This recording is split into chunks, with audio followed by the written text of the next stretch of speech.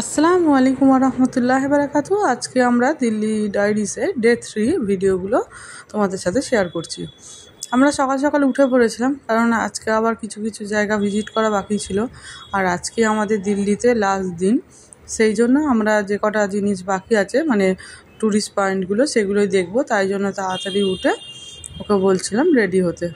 তারপরে আমরা ব্রেকফাস্ট করে গাড়ি নিয়ে বেরিয়ে গিয়েছিলাম লোটাস টেম্পলের দিকে। তো ওইদিকে দেখলাম দিল্লির যে সুপ্রিম কোর্ট আছে, সেই সুপ্রিম কোর্টের বাউন্ডারির পাশ থেকেই আমরা যাচ্ছিলাম। সেই জন্য তোমাদের সাথে এটা শেয়ার করে রাখলাম। তারপরে এখান থেকে প্রায় 1 ঘন্টার মতন লেগেছিলো লোটাস টেম্পল। যেহেতু শুধু আমরা ব্রেকফাস্ট করে 11টার সময় বেরিয়েছিলাম, আবার লোটাস টেম্পলটায় ঢুকতে অনেকটা লম্বা লাইন দেখেছিলাম। সেই জন্য ভাবলাম তাহলে আমরা একটু কিছু ভারী কিছু খেয়ে নিই, মানে লাঞ্চটা সেরে নিই। সেই জন্য আমরা লোটাস টেম্পলে ঢোকার আগেই লাঞ্চটা সেরে নিয়েছিলাম। এখানে তেমন কিছু ভালো, মানে ভাত তরকারি এরকম খুব একটা ভালো পাওয়া যায় না। আমরা সেই জন্য এখানে আমরা নিয়েছিলাম সবাই একটা ধোসা, পনির কড়াই, আর নিয়েছিলাম পনির পরাঠা। সবাই মিলেই আনন্দ করে খেয়ে নিয়েছিলাম। তো ফারহানের একটু প্রবলেম হচ্ছিলো, যেই আমরা লোটাস টেম্পলের কাছাকাছি চলে এসেছিলাম, ও তখন বলছিল যে আজকে অন্য কিছু খাবো। তো আমি বললাম যে দেখ কী খাবি। তো দেখেছিল ও চিকেন নুডলসটা, কিন্তু চিকেন নুডলস ছিল না, এগ নুডলস নিয়েছিলাম। তো বললো খাবো না, তাহলে আমি এই ডোসাটাই খেয়ে নিই। তারপরে ও ডোসাটা খেয়ে আমরা এখান থেকে এন্ট্রি নিয়েছিলাম। এখানে 2টো লাইন ছিল, একটা ছেলেদের একটা মেয়েদের।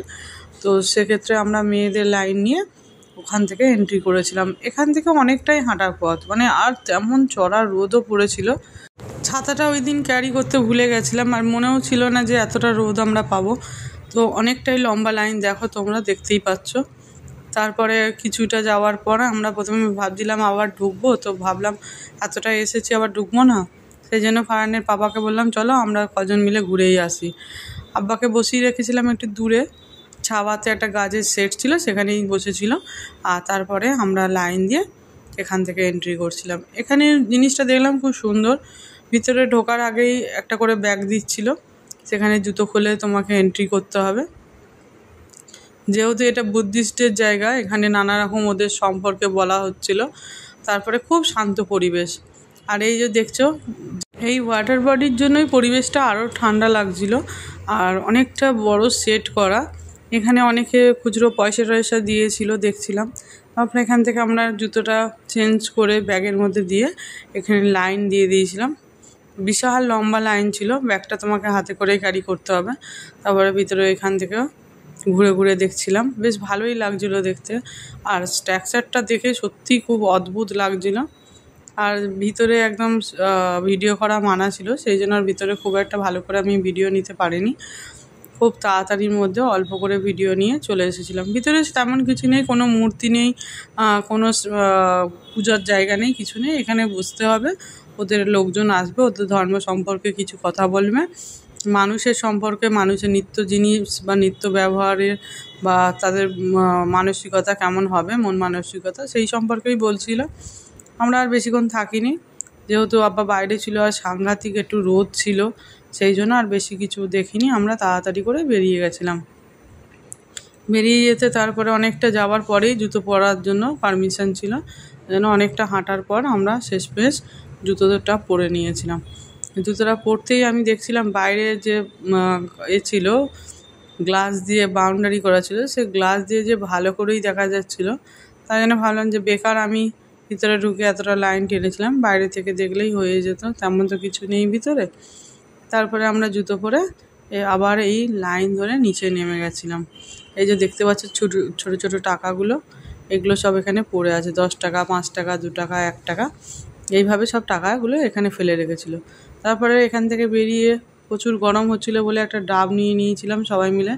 ডাবেরও প্রচুর দাম, 80 টাকা করে ডাব নিয়েছিল। এখানে দেখছিলাম এইভাবে মেয়েরাও সব অটো টোটো চালাচ্ছে, বেশ দেখতে বেশ ভালোই লাগছিলো, কোনো ব্যাপার না, এক হাতেই চালিয়ে নিচ্ছিল। তারপরে আমরা এখান থেকে বেরিয়ে গেছিলাম, ভাবছিলাম কোথায় যাব।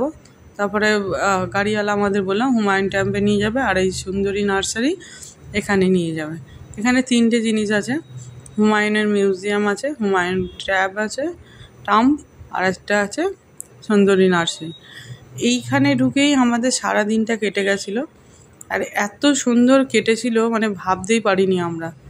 তো মিউজিয়ামটা ছিল একদম নিচে, তাই সর্বপ্রথম আমরা হুমায়ুনের মিউজিয়ামে ঢুকবো, তারপরে যাব ওখান থেকে আমরা হুমায়ুন ট্যাম্পে, তারপরে যাব সুন্দরী নার্সারি। যেহেতু এবারে রোদটা ঘুরে গেছিলো সেই জন্য পরিবেশটাও ঠান্ডা হয়ে গেছিলো, ভালো লাগছিলো। এখান থেকে ঘুরে ঘুরে 3টে পাক দেওয়ার পর আমরা সর্বশেষে মিউজিয়ামের দিকে এন্ট্রি করছিলাম। আর পুরো মানে কি বলবো, একদম নিস্তব্ধ, আর সিঁড়ি নয়, জাস্ট হালকা করে ঢাল করে দিয়েছে। এতে একটা ভয় লাগছিল যে মুখ থুবড়ে পড়ে যাওয়া। তো শেষমেশ আমরা তারপরে ভাবছিলাম কতটা ঘুরতে হবে, কতটা যেতে হবে। ফারহান অনেকটা যাওয়ার পর তারপরে বলছিল যে এসে গেছে আমাদের মিউজিয়ামের এন্ট্রির গেটটা। তো এখানে দেখো এত সুন্দর সুন্দর জিনিস আছে যেটা মানে ভাবনা চিন্তার বাইরে। আমাদের তো প্রথমে ভাবছিলাম যে কি হবে না হবে, শাশুড়ি মা বলছিল যে কতক্ষণ লাগবে এর ভিতরে হয়তো। তো টিকিট দিয়ে আমরা সর্বপ্রথমে এন্ট্রি করেছিলাম। তারপরে ঢুকে দেখো মিনিয়েচার করা আছে প্রত্যেকটা ট্যাম্পেরই, এত সুন্দর লাগছিল দেখতে কি বলবো। তো এখানে লেখা ছিল কার কোনটা ট্যাম্প। নীলা গাম্বেড, এটা হচ্ছে ঈসা খান মসজিদ, আর এটা হচ্ছে লালকেল্লা, পুরাতন লালকেল্লা। এখানে 3D একটা ডিসপ্লে হচ্ছিল। এখানে এই যে হুমায়ুন ট্যাম্প এগুলো পুরোপুরি দেখাচ্ছিল। এটা একটা সার্কেল করা ছিল বলে আমার পুরোটা ভিডিও আসছিল না, তারপরে একটু দূর থেকে নেওয়ার চেষ্টা করছিলাম। এমন দেখাচ্ছে যে মনে হচ্ছে যেন আমরা এর ভিতরে ঢুকছি, এখানে কত কী আছে। আর যখন আমরা অরিজিনালি ঢুকেছিলাম সত্যি যেন কোথায় যেন চলে এসেছি। দেখো এত সুন্দর করে বোঝাচ্ছিল। এর কারুকার্যগুলো প্রথমে 3D থেকে মানে অতটা স্পষ্টভাবে বোঝা যাচ্ছিল না, কিন্তু যখন সামনে গিয়ে দেখেছিলাম তখন পুরো অন্য রকম একটা জায়গায় যেন চলে এসেছি। এগুলো আমরা কিছুক্ষণ দেখেছিলাম। এটা বারবার টম্ব, ওদিকে আছে তোমার হুমায়ুন টম্ব, তারপরে দেখাচ্ছে সব আশেপাশের মধ্যেই না, মানে চারদিকে সব কিছু আছে। রহিমের একটা ব্যাপার আছে, এটা হচ্ছে ওয়েস্ট গেট, হুমায়ুন টম্বের ওয়েস্ট গেট। এটা 3Dতে এটা দেখাচ্ছিল। এটা হচ্ছে ঈসা খান মসজিদ, এটা ঈসা খান ট্যাম্প। ঈসা খান এটা হচ্ছে বু হালিমা গার্ডেন টম্ব। এগুলো সব 3Dতে যেমন দেখাচ্ছে অরিজিনালি ঠিক একই রকম আছে। খুব ভালো লাগছিল দেখতে আমাদের। আফসারওয়ালা কমপ্লেক্স, এটা হুমায়ুন ট্যাম্প। দেখো সব কিন্তু একদম কাছাকাছির মধ্যে। এটা হচ্ছে সুন্দর নার্সারি, এটা আমরা সবার লাস্টে যাব। তা আমরা এই 3Dটা দেখে একটু একটু করে তারপরে ভাবছিলাম চলো এবারে অন্যদিকে যাওয়া যাক, নাহলে অনেকটা সময় এখানে লেগে যাবে।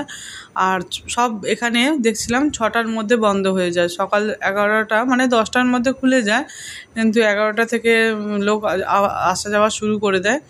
আর সে মানে গ্রেড ক্লোজ হয় 5:50 বলে, ওটা 6টার মধ্যে ওরা কমপ্লিট করে দেয়।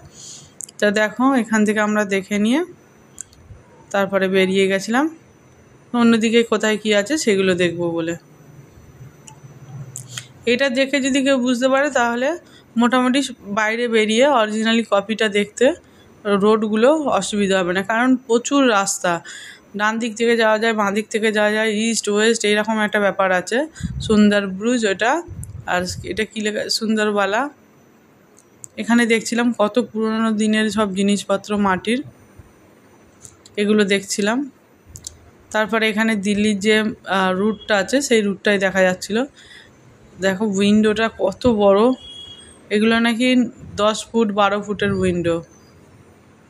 এখানে যেসব থম্পের ভিতরে যেসব কারুকার্যগুলো আছে মার্বেলের ওপর, সেইগুলো সম্বন্ধেই লেখা ছিল। কটা সিটি ছিল এখানে, ছিল আইনি আকবরী, দিন ইলাহি।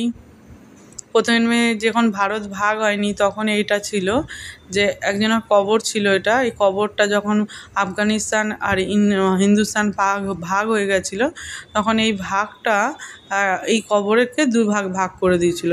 তখন এদের খুব এটা নিয়ে একটু কষ্ট হয়েছিল, সেটাই লেখা ছিল। আগা খানের যে কবরস্থানটা এইভাবেই ভাগ হয়ে গেছিলো। ওরা যে সব ধরনের জিনিসপত্র ব্যবহার করতো, এগুলো কোনটা ইঙ্ক পট, কোনটা সুরা পান করার জায়গা।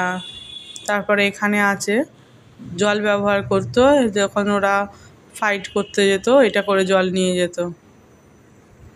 এখানে মিনিয়েচারগুলো এত সুন্দর, এত দেখতে ভালো লাগছিল, এখানে আমাদের পুরো অনেকটা সময় চলে গেছিলো মিনিয়েচার দেখতে। এখানে প্রথমে কীরকম কি ছিল, কোথায় কোনটা ছিল সেগুলোই দেখাচ্ছিল। এখানে সবে তখন সুন্দরবেলা হয়েছিল, এটা জলপথের নৌকা ছিল। এখানে হুমায়ুনের যে হুমায়ুন টম্বটা ছিল সর্বপ্রথমে এরকম ছিল, আস্তে আস্তে এটা চেঞ্জ হয়ে গেছে। এটাও 3D করেছে লাইটিং দিয়ে, দেখো কত সুন্দর। এটা দেখছিলাম হুমায়ুন টম্বের ওপরে যেটা আছে, এই যে এটা দেখতে পাচ্ছ, এটা পুরো গোল্ড, পিওর গোল্ড, এখনও চকচক করছে। এটা নিয়ে চলে আসা হয়েছে মিউজিয়ামে, আর এর পরিবর্তে ওরা ফের রিপেয়ার করে একটা ডুপ্লিকেট কপি সেখানে সেট করে রেখেছে। এই যে এইভাবেই এই ডুপ্লিকেট কপিটাকে আস্তে আস্তে ওরা কপি করেছিল। এটাও ছিল পরে মাটির, এগুলো মানে মার্বেলের, কিন্তু এগুলো আস্তে আস্তে ভেঙে যাচ্ছিল বলে মানে পরবর্তীকালে এটা চেঞ্জ করে দেয়। এর বডিগুলো দেখো, এরকম মার্বেল দিয়ে কারুকার্য করা, দেখতে এত ভালো লাগছিল যেন মনে হচ্ছে আমরা যেন সেই মুঘল যুগে যে জিনিসপত্র দেখেছিলাম, পড়েছিলাম, সেগুলো যেন এখন চোখের সামনে ভেসে উঠছে। তারপরে আস্তে আস্তে আমরা এইদিকে চলে এসেছিলাম হুমায়ুন টম্বটা ছেড়ে। হুমায়ুন টম্বে যেসব জিনিসগুলো ব্যবহার করা হয়েছে সেগুলো দিয়ে কি কি যন্ত্রপাতি দিয়ে তৈরি করা হয়েছিল সেগুলো সব এখানে ছিল। কম্পাস ছিল, ওলন ছিল, হাতুড়ি ছিল, ছেনি ছিল, বেনা ছিল, এগুলো দিয়েই আস্তে আস্তে করে ওরা কারুকার্য করতো। এইভাবে ছোটো ছোটো করে ড্রয়িং করে নিয়ে এরা কাটতো। সব কটা কিন্তু একই মাপের, একই টাইপের, একই রঙের, কোনো কিছু কিন্তু একটু অন্যরকম না। এটা পুরো মার্বেলের একটা চেয়ার ছিল। এবং বেগম জাহানারার এই যে এখানে যেটা দিয়েছে জালালুদ মোহাম্মদ বাবর আইনি আকবরী, এটা এখানে প্রত্যেকটা রাজার একটা করে আইনি আকবরী স্ট্যাম্প মারা, প্রত্যেকটা রাজার সিগনেচার করা আছে, সম্রাটের বাবা আসার। মোগল সম্রাটদের সময় কোন কোন রাজা কোন কোন টাকা ব্যবহার করতো সেগুলোই লেখা ছিল। এটা বাহাদুর, জাহাঙ্গীর, সম্রাট আকবর, জাহাঙ্গীর, শাহজাহান, মুরাদ বক্স, এটা হচ্ছে ঔরঙ্গজেব, খাম বক্স, শাহ আলম ওয়ান, জাহানদার শেখ, শাহ ফারুক সিয়ার। এরা কেউ গোল্ড, কেউ ব্রোঞ্জ, কেউ তামা, কেউ রূপা, এই রকম ধরনেরই সবাই টাকা ব্যবহার করত। সব শেষে বাহাদুর শাহ নর্মালি একটা টাকা ব্যবহার করত। এত সুন্দর দেখতে লাগছিল, চোখের সামনে যেন ইতিহাসটা ভেসে উঠছে। তারপরে এখানে ছিল রাজাদের বংশে কে কার বউ ছিল, কে কার কটা বাচ্চা ছিল, সেইগুলোর একটা চিত্র ধরে তুলেছিল। এটাও সুন্দর একটা জায়গা। এখানে কার কটা বাচ্চা, এখানে ছিল বাবর, এটা বাবরের স্ত্রী মাহাম বেগম। তারপরে আকবর আছে, আকবরের স্ত্রী আছে, এটা আছে হুমায়ুন, হামিদা বানু বেগম, হুমায়ুনের স্ত্রী। তারপরে এটা ছিল আকবর, বেগম মারিয়াম, রুকাইয়া অ্যান্ড যোধা, এটা সম্রাট আকবর। তারপরে ছিল জাহাঙ্গীরের পত্নী বেগম নূরজাহান।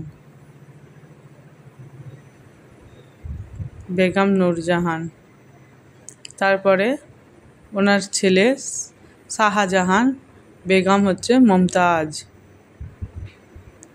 শাহজাহানের 3 ছেলে ছিল,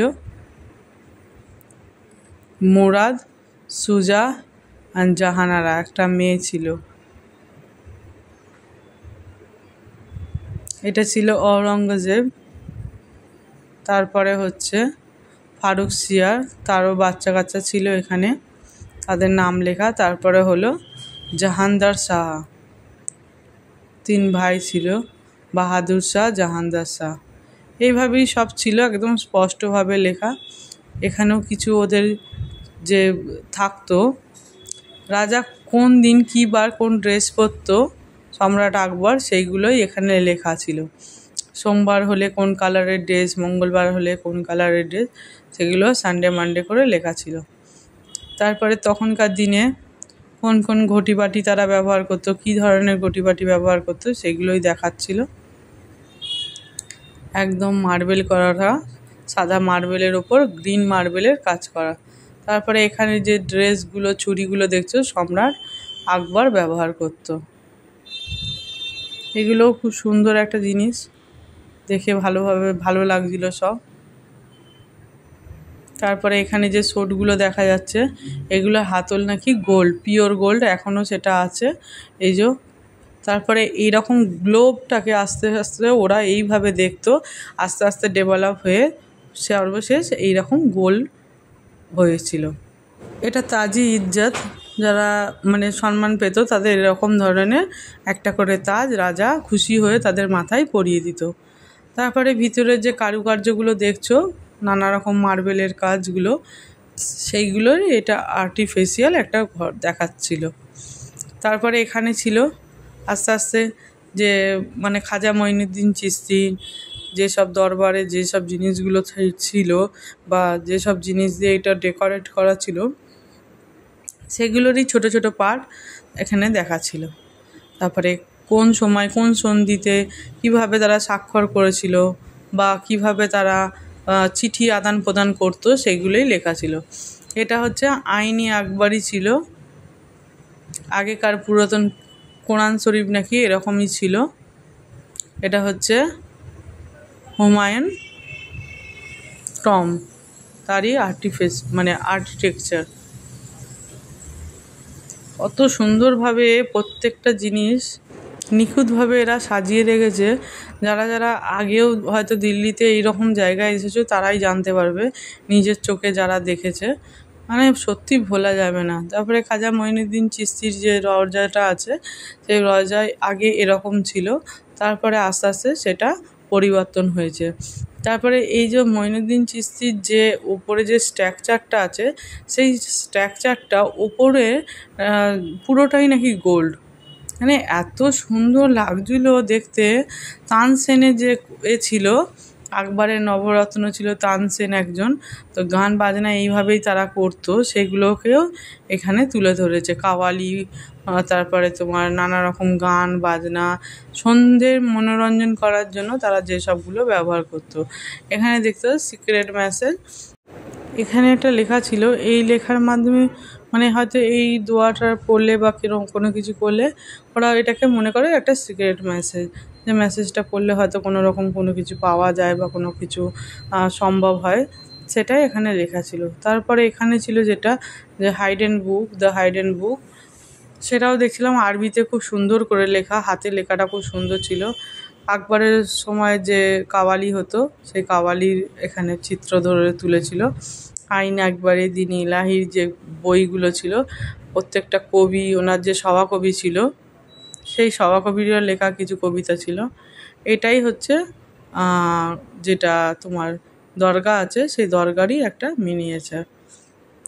খুব সুন্দরভাবে দেখো ছোট ছোট জিনিসগুলো, কত দিন সময় লেগেছে। এই যে তোমাদের বলছিলাম খাজা মঈনুদ্দিন চিশতির যেটা, ওটা ছিল ওই রূপোর তৈরি। তারপরে ভিতরে যে মার্বেলের কাজগুলো ছিল, ঠিক কত সুন্দরভাবে দেখো, প্রত্যেকটা কিন্তু আলাদা আলাদা ডিফারেন্স ডিজাইন প্লাস কালার দেওয়াও আছে মার্বেলগুলোতে। তারপরে এখানে দেখছিলাম ছোট্ট করে একটা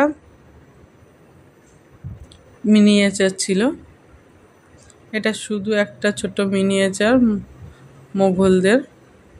তারপরে এইটা একটা শপ ছিল যেখানে হ্যান্ডক্রাফট কিছু জিনিস বিক্রি হচ্ছিল, তো এত কস্টলি ছিল সেই জন্য আমরা আর কোনো রকমভাবে হাত দিইনি। কাঠের রিহাল কাঠ যেটা হয় সেটা হচ্ছে 8,000 টাকা দাম।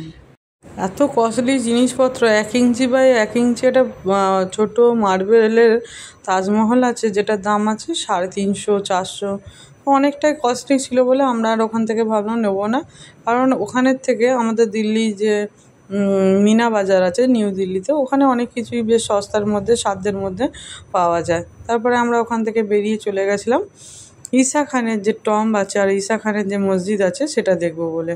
এই যে এখান থেকে এন্ট্রি নিতে হয়, এত বড় মহল হলে কী হবে, এন্ট্রি নেওয়ার জায়গাগুলো একদম ছোট ছোট।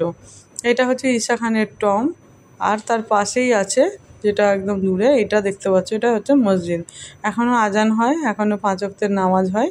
তো এখানে আমরা তারপরে আস্তে আস্তে গিয়ে দেখছিলাম বাইরেটা, দেখো কত সুন্দর লাগছে এন্ট্রি গেটটা। তারপরে আমরা টম্বের দিকে যাচ্ছিলাম যে বলি ভিতর থেকে কেমন আছে দেখি। এই টম্বটা মানে বিশাল বড় এরিয়া নিয়ে তৈরি, এটা ভিতরে প্রচুর কবরস্থান, ওনার ফ্যামিলি মেম্বারদের বাচ্চাদের এখানে গাইডরা আছে যারা বুঝিয়ে দিচ্ছে পুরোটা। তারপর আমরা এখান থেকে বেরিয়ে আবার চলে গেছিলাম বাইরের দিকে। তো ঈসা মসজিদে ঢুকতে যাচ্ছিলাম, কিন্তু নামাজের ওয়াক্ত হয়ে গেছিলো বলে আমি আর যাইনি, ওরাই গেছিলো। পুরো বাউন্ডারিটাকে এইভাবে গার্ড দিয়েছে। এটা মনে হয় ভেঙে গেছে বা এন্ট্রি গেট করার জন্যই হয়তো এত মোটা একটা দেয়াল ওরা কেটে এখান থেকে হুমায়ুন টম্বে যাওয়ার রাস্তাটা করে দিয়েছে। তো আমরা এখান থেকে প্রথমে চলে যাচ্ছিলাম, অনেকটা সুন্দর, এখানে শুধু পায়রা আর ছোট ছোট সবুজ সবুজ টিয়া পাখি। তো এটি নেওয়ার সময় এত প্রথমে দেখে আমাদের এত ভালো লাগছিল, দূর থেকে মানে কয়েক বিঘার ওপরেই হয়তো ওই টবগুলো দাঁড়িয়ে আছে। এখানে ঢুকলে এর ভিতর দিয়ে ওই হালিমা বানু বেগমের যেটা কবরস্থান আছে, টম্বটা আছে সেটা আছে, আর এদিকে আছে হুমায়ুন টম্ব।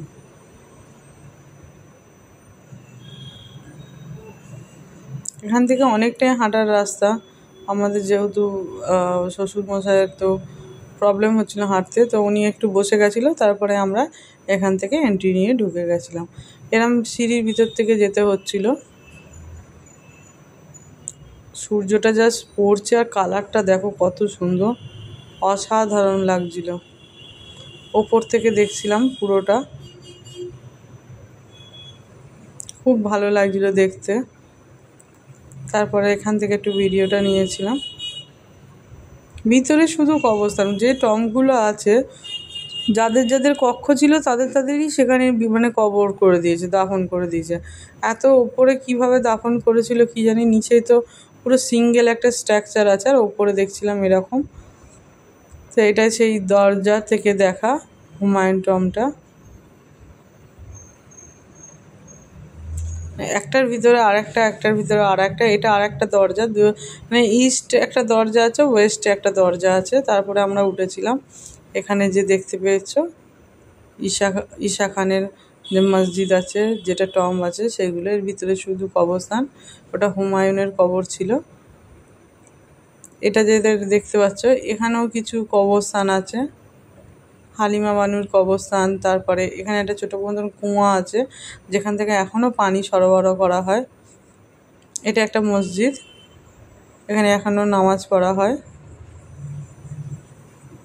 প্রত্যেকটা জায়গায় যেন জিনিসপত্রগুলো কীভাবে তারা সৃষ্টি করেছিল, কত উন্নত ধরনের তারা মিস্ত্রি ছিল যে এত নিখুঁতভাবে ছোট ছোট জিনিসগুলো তৈরি করেছে। এটা হালিমা বানুর টম্ব, কিন্তু এটা পুরোটা না ভেঙে গেছে, মানে ক্ষয়ে গেছে। আবহাওয়ার জন্য এগুলো নাকি আস্তে আস্তে ক্ষয় হতে শুরু করেছে। কাঠের দরজাটা একবার দেখো কতটা হাইট। তারপরে আমরা ওখান থেকে একটু বেরিয়ে এসে একটু সন্ধ্যের স্ন্যাক্সকে সুন্দরী গার্ডেনটা দেখেছিলাম। অন্ধকার হয়ে গেছিলো বলে তেমন কিছু দেখা যায়নি। তারপরে আমরা ডিনার করে ওই দিনটা আমরা শেষ করেছিলাম। তো হোটেলের সামনে একটা ছোটো মতন হোটেল ছিল, দাদা বৌদির হোটেল, মেদিনীপুরি খাবার দাবার পাওয়া যাচ্ছিল। তারপরে আমরা খাওয়া দাওয়া করে আমাদের দিনটাকে এইভাবে শেষ করেছিলাম। তো কিছু ফটো তুলেছিলাম, সেগুলো তোমাদের সাথে শেয়ার করে দিলাম। তো কেমন লাগলো পুরো ভিডিওটা জানিও বন্ধুরা। ভালো লাগলে আমার চ্যানেলটি লাইক করে সাবস্ক্রাইব করে আমার পাশে থাকবেন। আবার দেখা হবে নতুন একটা ভিডিও নিয়ে, কারণ আমরা এখনও দিল্লিতে কিছুদিন থাকবো, সেই সবগুলোর ভিডিও দেখিয়ে দেবো। এখন আর দিল্লিতে থাকবো না, আজকের দিনটাই আমাদের শেষ দিন ছিল, কারণ পরের দিন আমরা আগ্রা চলে যাব। পুরো ভিডিওটাই তোমাদের সাথে শেয়ার করে দিলাম। যারা কোনো দিন আসোনি, আমার রিকোয়েস্ট একবার দিল্লিতে এসে এই জিনিসগুলো দেখে যেও নিজের চোখে। আশা করি তোমাদেরও ভালো লাগবে। পুরো ভিডিওটা দেখার জন্য থ্যাংক ইউ। টাটা বন্ধুরা।